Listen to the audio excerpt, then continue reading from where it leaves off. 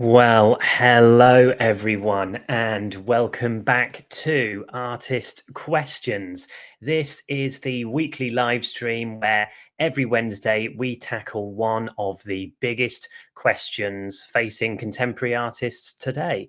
This week's question is: how do I get my work into galleries? I guess the first question you want to ask yourself is, before you think about getting into galleries, take a step back and ask yourself, why exhibit my work at all? What is an exhibition for? Yeah. Sometimes there's this kind of idea that, as we've talked about in quite a few episodes, where we look at other artists' careers and we think, My career has to look like that. It has to look like exhibiting in this way, showing in this gallery, following this path, or something like that. But every artist's career is completely different. And that's what makes it so powerful and so wonderful. So saying this is what a real artist looks like, would exhibit in this way at these kind of spaces, might not actually be right for you. So you want to ask the question, why am I exhibiting? And where do I want to exhibit and why? Okay. I want to start this little section by reading from this great book called What They Didn't Teach You in Art School. Came out a few years ago, and it's by the amazing Rosalind Davis and Annabelle Tilley. Rosalind and Annabelle are artists themselves, and they have written and done extensive work on kind of immersing yourself in the art world. I've had the benefit of, knowing Rosalind for a while. And when I was co-director of Husker Gallery in East London, I showed some of her work there as well. And she's an amazing thinker and writer on all these subject matters, and also runs courses as well. So do check that out. What we're going to do is read a little bit from What They Didn't Teach You at Art School, on a section about exhibitions. So I'll start with that. And I just thought this was a really succinct way of putting that idea of why exhibit at all, right? Here we go. Exhibitions are an important way to build relationships and can be a key aspect of your artistic career. Any exhibition should be understood as a collaboration in which you are working with a gallery, an arts organization, or other artists towards a common goal. Really, really important to think about that. Your goal could be a critically acclaimed show. Let's not dampen our ambition if that's where we're going. An idea being realized, just simply sharing your work and finding new audiences, or whatever it is. An exhibition is more than just putting your work into a gallery space. Yeah. And this is a slow burn process, so be patient. I think it's really important to start with being upfront about that. Exhibiting is more than getting physical or digital things into a white block of space. Yeah. It's much more beyond that, because there can be so much realized through an exhibition. And when you see it as a collaboration between yourself and a gallery, yourself and a curator, yourself and other artists, there's so much more than you can get out of it than this is just what I'm supposed to do. I'm supposed to have things hanging on white walls. Yeah. So a little bit further along this chapter, there's a few more. So think about this: reasons why artists exhibit. So I'm just going to skim this because there's a million and one things here. So I'm just going to do some of the bullet points that are helpful to sort of contextualize and think wider about this. So reasons why artists exhibit: to create and realize new work, to challenge the way we develop our work, to expand your network, to try and get press coverage, to help build your professional reputation, to forge a community of artists with whom you can have critical discourse, to broaden your horizons, to learn how the art world works, to gain feedback, to sell work or attract commissions. So there's a plethora of reasons to be exhibiting. And I really want you as the artist to think, not just generally, but in each exhibition that you do, what's the reason for me doing this? In my sort of early artist walk, for me, a lot of it was just simply about connecting with other artists and exploring ideas and making things happen. Because why wait around for some bigger gallery or curator to hand you the sort of keys and say you are validated now as an artist? Why not just rent the space and do something yourself? That's a lot of what my early exhibitions were about, and just trying all sorts of things. These days, for me, exhibitions I'm much more intentional about. I try and not do lots of things during the year so I don't get overwhelmed. My focus is more on trying to create specific bodies of work that I'm interested in and connecting with galleries that I know will be interested in that as well, or making for specific shows coming up. More on that in a minute.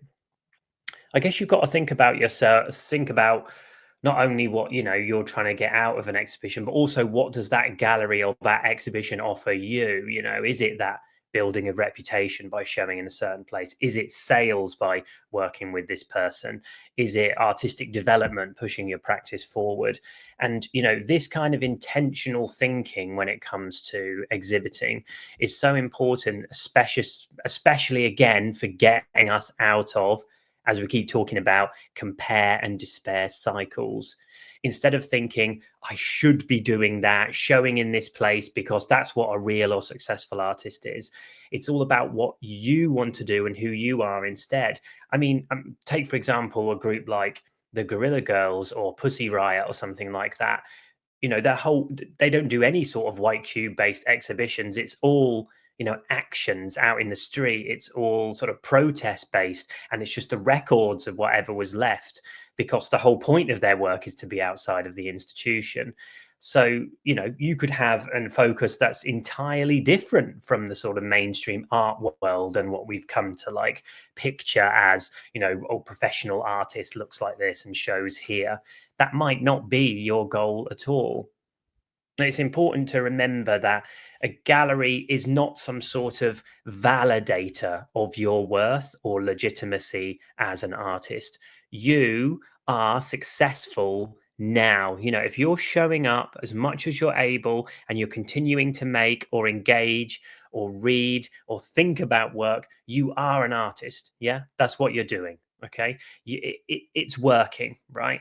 The exhibiting part is wonderful, and if you want to push for that kind of thing, then great, but it doesn't validate the work. It doesn't make it real any more than if it's in the studio or in your head or whatever else. The main thing is continuing to show up. So just ask yourself the question, where do I want to be with my work? There are so many artist careers, and not all of them are involved with white cube galleries or even in the art world. Or, flip it the other way and say, I might be very nervous about white cubes and galleries and other things like that. And maybe I just sort of need to expand my thinking a bit and put myself out there, start applying for stuff, getting into shows. And that as a way of challenging myself to, have a deadline to do it. There's no better thing particularly for creatives than having something coming up as a way to like get new ideas out and going. Connecting with your peers and then showing that work amongst your peers and a new audience is a wonderful motivator. Just remember again, the whole art world thing is just completely made up. We want to find out what area of the art world we want to be in. There isn't one generic idea that we're all trying to follow. The idea of being a full-time artist or a real artist or an authentic or successful artist is just a myth. It's different for everyone, okay? And you don't want to use your sort of lack of exhibitions, let's say, as some sort of tool to beat yourself up with. There's no point in that. So the main thing, again, I'm saying is you're successful now. Again, with that psychological format for what we're doing, let's have a think about sorry, some questions coming through. Brilliant. Thank you, friends. Please feel free to keep dropping stuff through into YouTube and Twitter.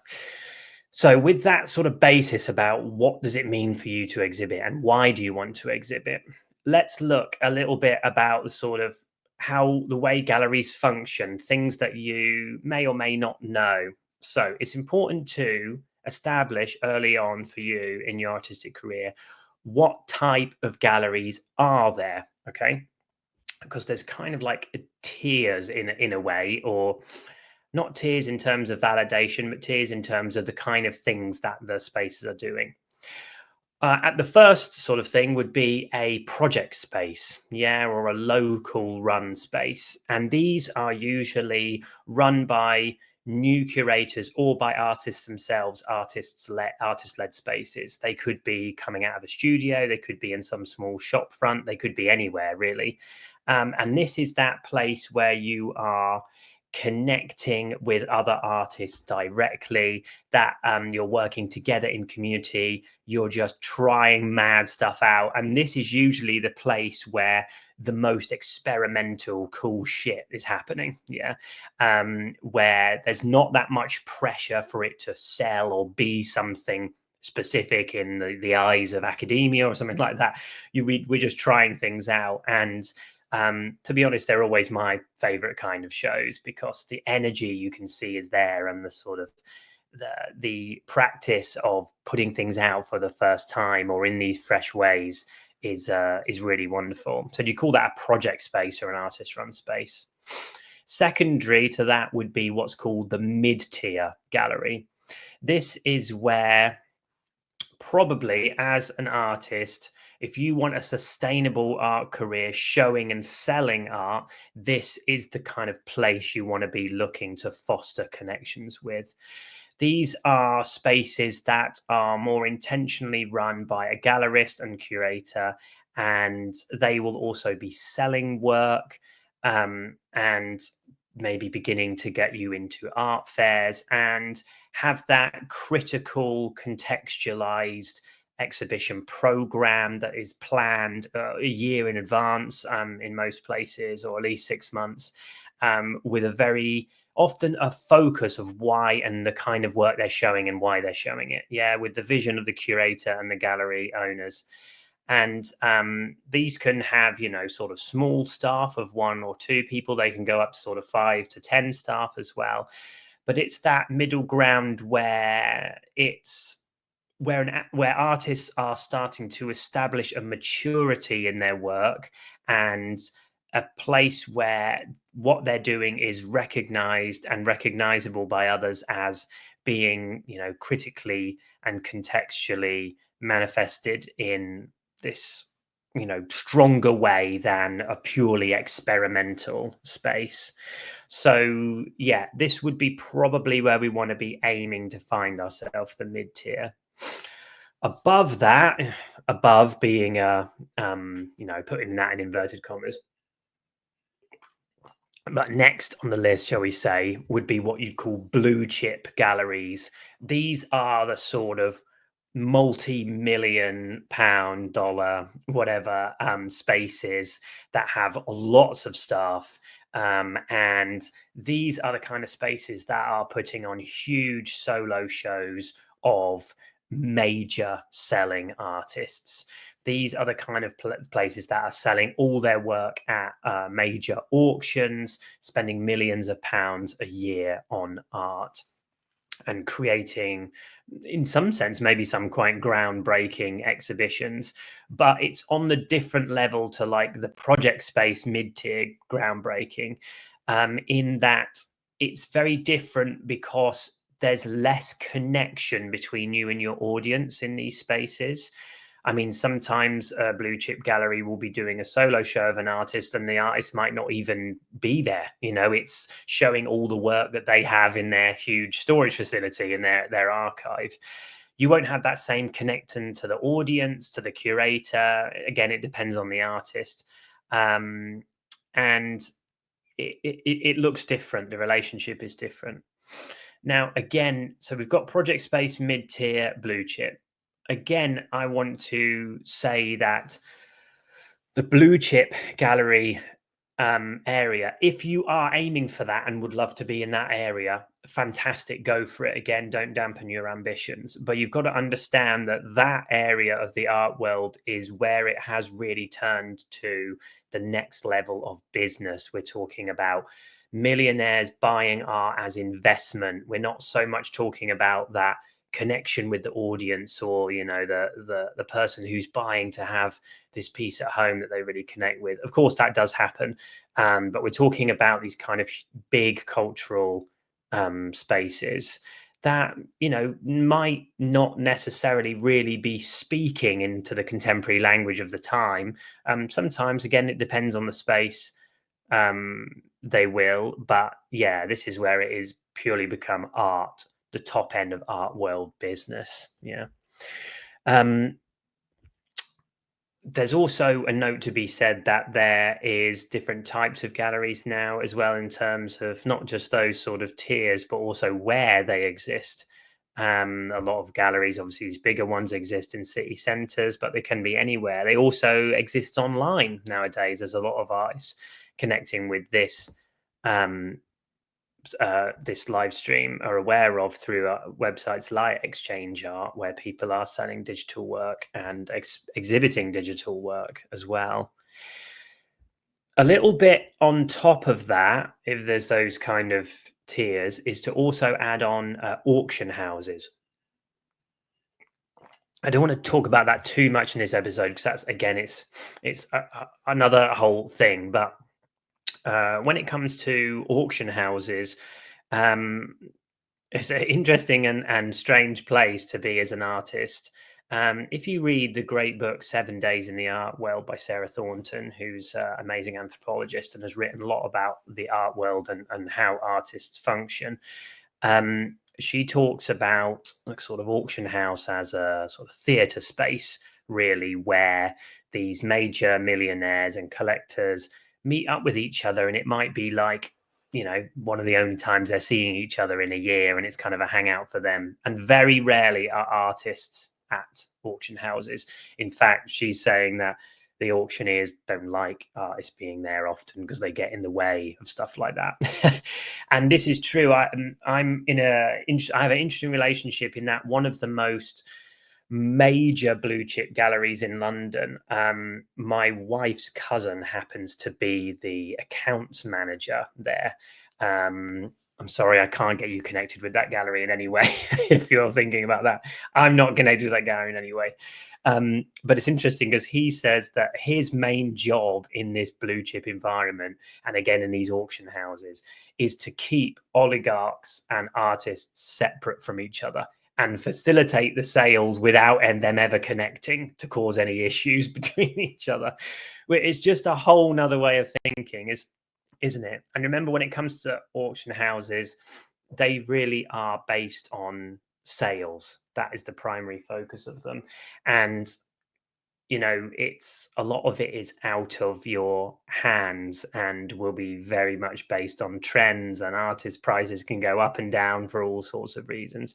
If you want a little bit more of an intro, as well as reading 7 Days in the Art World, if you want a bit more of a deeper intro into like the auction house and the back end of how all these things work, it's really worth reading Orlando Whitfield's book, All That Glitters, that came out earlier this year.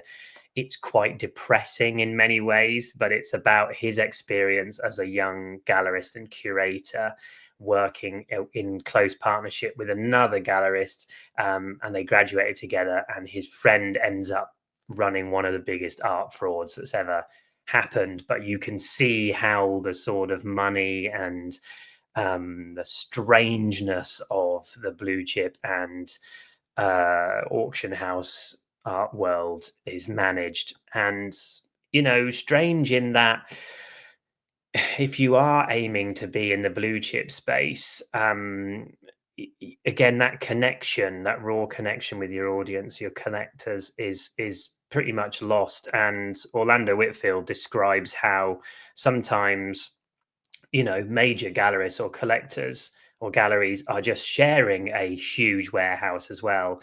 So say, an artwork sells to a gallery, they've got it in their air controlled storage. And then 5 years later, it sells to another collector or gallery. It doesn't get unwrapped or shown or anything like that. It just moves from one area of the warehouse to another area of the warehouse. And, again, if you want to be in that position, great.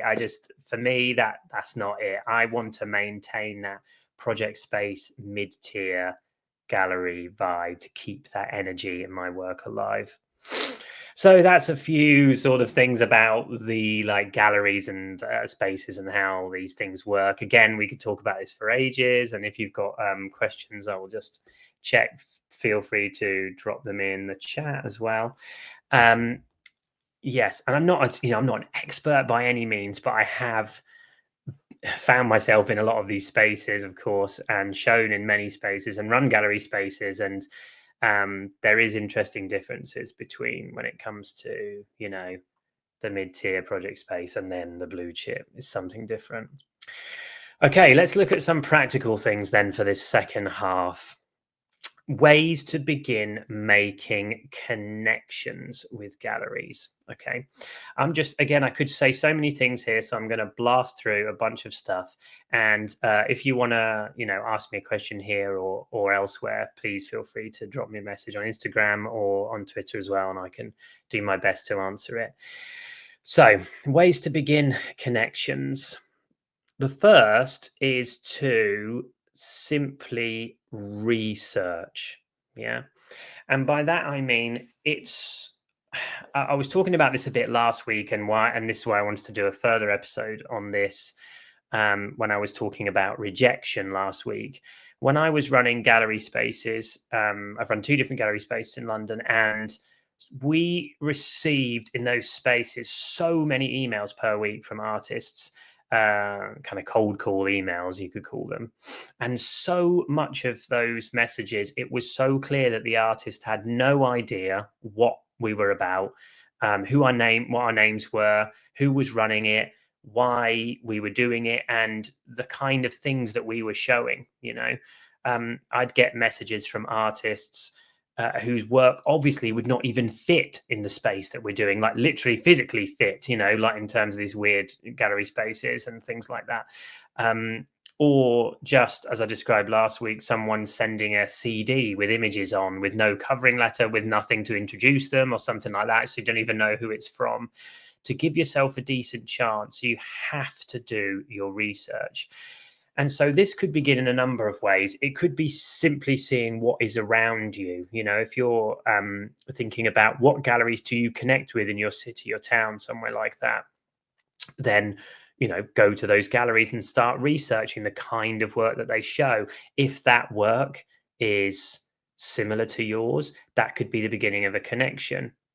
The other way to do it is to look at artists that you really like and go to their website, go to their CV and see all the places that they've shown in the last 10, 15 years or whatever else. Then start turning up to those galleries or following them on Instagram or figuring out what kind of artists those galleries show. And if they're connected to the artist that you like and is maybe on a similar sort of framework as you, or thought process, or similar materials and styles, something like that, then that is going to be the connection you want to make. There's no point in submitting or trying to create a connection with a gallery that's shows early 19th century photography when you make ceramic sculpture. Just there's no point in doing that. And I've also seen this as well in terms of working in spaces where it's quite clear that artists have simply scatterfired an email to hundreds of different galleries, all just with a copy and paste, thing, and they've not done their research. It's so obvious to a gallery. So start with researching. That's the most important thing. And I want to read something else to you here as well. This is from the brilliant book, Navigating the Art World by Delphian Gallery here in London. Another book highly recommended. It says here it's talking about if a gallery accepts submissions or not. So some galleries, once you've done that research, you can look at their website and see, do they accept submissions or not? Many galleries don't, but some do. So if they don't, well, see what you think to this. It's pointless sending unsolicited emails to a gallery that doesn't accept submissions. This way, as they will invariably be deleted, most often without being opened or the contents even seen. Furthermore, an email with multiple attachments is going to take up valuable storage space in a gallery's inbox, and so will have to be deleted if it's not essential to what it is that they're doing. This has to be done individually and by hand, and although your work may not be seen, it's possible that your name will be remembered subconsciously in a negative light. So again, it's about professionalism. You've got to see how those connections with galleries are made. And, if they are not accepting submissions, then do not send them cold call emails or call them up or stuff like that. It's likely it will just be unseen, or negatively, it will be like, oh, I remember that guy. He was trying to, do this and that, get in my face, those kind of things.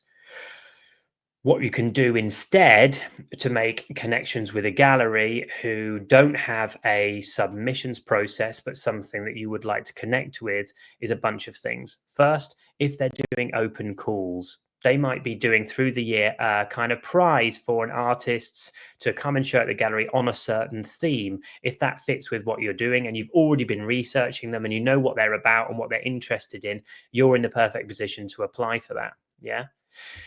But the primary way is just to show up. Yeah, start going to the gallery as often as you can. If you're a person who's able to leave the house and who's able to travel to the gallery that you're interested in, then go there as often as possible. Yeah, go to the openings, start chatting with people. Or as I do, as I mentioned in previous episodes, I tend to not go to private views unless it's like the opening. I mean, unless it's someone I know and I'm supporting them. I tend to show up to things during the week, and I might even reach out to the gallerist or the curator or the artist and say, hey, you're going to be around this again. If it's a project space or a mid-tier and you do know the artist, maybe you've shared some of their work online, you've made a connection, just say you were around, I'm going to come and see the show today. That for me is a much better way of starting to make connections.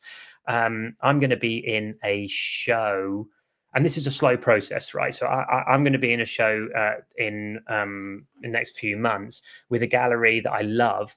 That's a mid-tier gallery that I have been going to for almost 10 years, and it's not like every time I went, I was like trying to get, in the show, and it's like just taken so long. It's that I went when it was a project space, and now it's turned into a mid-tier, and I've just been showing up there the whole time, and engaging, and because I like the gallery. That's the main thing, not just to see it all as transactional, but because I like going and I want to make connections. And now at the right time for me, when I've got this new body of work that I'm interested in, I've been asked to be in a show there. So things connect at the right time for you. Yeah. Another way you might want to approach a gallery is with a studio invite as well. So if you have started to make that connection with the space, if you've been showing up, you've managed to get into a chat about the work, you've then gone home, you've retweeted or you've Instagrammed or whatever you're doing, put it in your newsletter about these shows you've been seeing, and connect, tag them in what you're posting about so they can see, and then they might start looking at your work. If you begin to make those kind of connections, that's great. And if you're at the stage where you feel like you can come in and the directors maybe said, or the gallerist has said, oh, so what kind of work are you making? And you can say, oh, show them your Instagram page, or say, oh, do you want to come to the studio and come and see some stuff? Very often that will lead to a positive, if you've built up that connection, because gallerists are always looking for new artists that they're interested in, and that's a great way of doing it.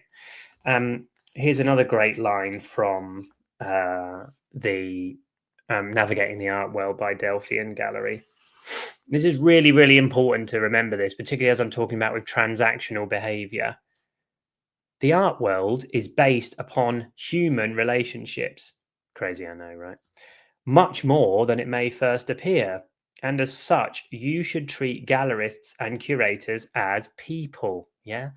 With aspirations, who are busy, but also like nice, and you can connect with people, yeah? The art world is a community. And as with any community, you need to contribute to it rather than just attempting to take from it. Yeah. Go to private views, rave about the good shows that you see, find a gallery that you love and tell the world about it. Because we're people at the end of the day, aren't we? You know, if someone went to my exhibition and shared my work online, I would love to get to know that person. You know, I'd be like, oh, thanks, mate. That's amazing. You know, this is how things start. Yeah. Just be a normal, nice fucking person. It's so simple, really, in many ways, but we can forget that. And that also leads me to thinking about how not to begin making connections with galleries. Okay. At the private view, when you show up, which you need to be doing to start making those connections, don't at the private view start trying to connect to the artist who's showing or the gallerist who's whose gallery it is, or the curator who's put it together, and try and show your work to them or talk about your work at the private view. Yeah, this is so unhelpful and embarrassing. Okay, so imagine you've been sweating your ass off getting this show together as the artist or as a curator, as the gallerist. You are really concerned with people are coming, if the drinks are going okay, if the artwork's safe and all of that, and suddenly there's someone trying to stop you and say, can you look at my work that it's just not going to go in, and the other way, it's going to be remembered as a negative. Yeah, instead, if you do happen to get into a conversation on the private view, ask them about the show, not about yourself. So say, I love the show. How did it come around? How long have you been working in this new format?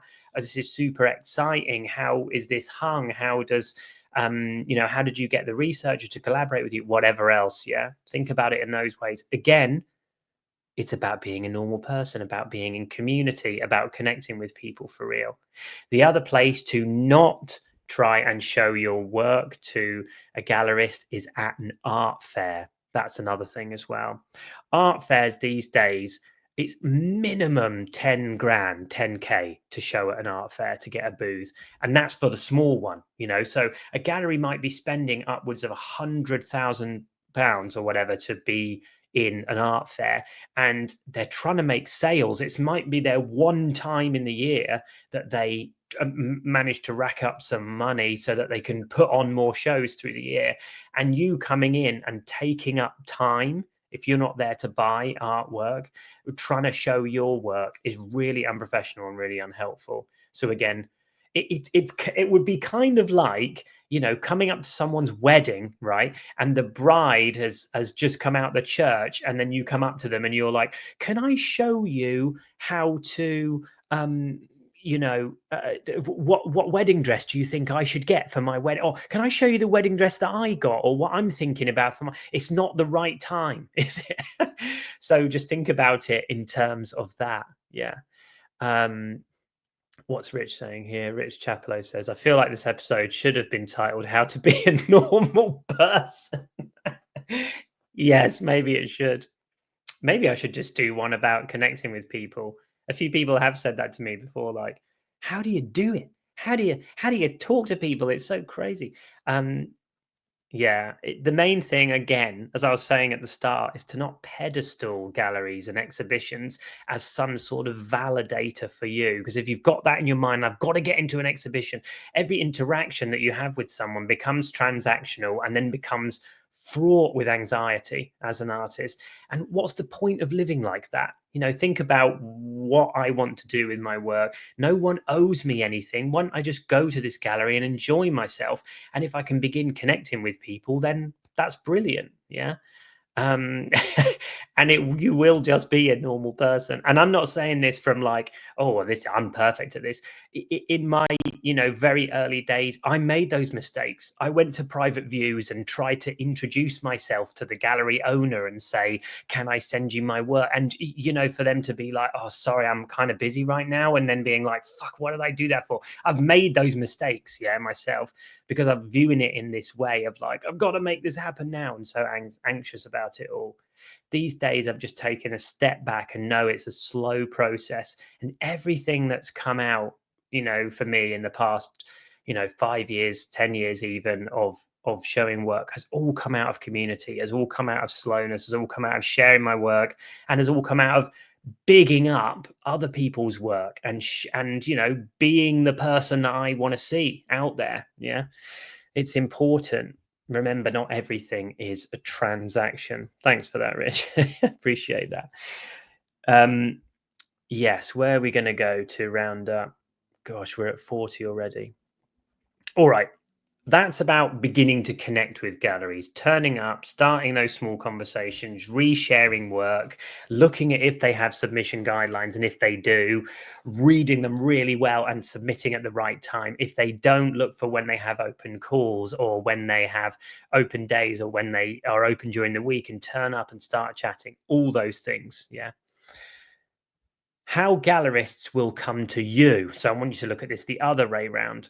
Now, gallerists are often, it's their job. They love art, right? And going out and looking for artists. Okay. So where are art gallerists looking? You know, beginning on socials is a big thing these days. So if you are using social media, making that, your voice and working that in the best way that you can. We need to do an episode on using social media, I know. So we will do that on here. And it's making it professional and showing your work in the best light that it can be. And then connected to that is your website. Yeah. So having a website up and running that has clear imagery of your work, that has your background, a little bit about what your work's about. It has good photography that you've invested time in, and it has a good CV where people can see where you've been showing, what your lineage is, because a lot of gallerists might think, well, this person's work's really good.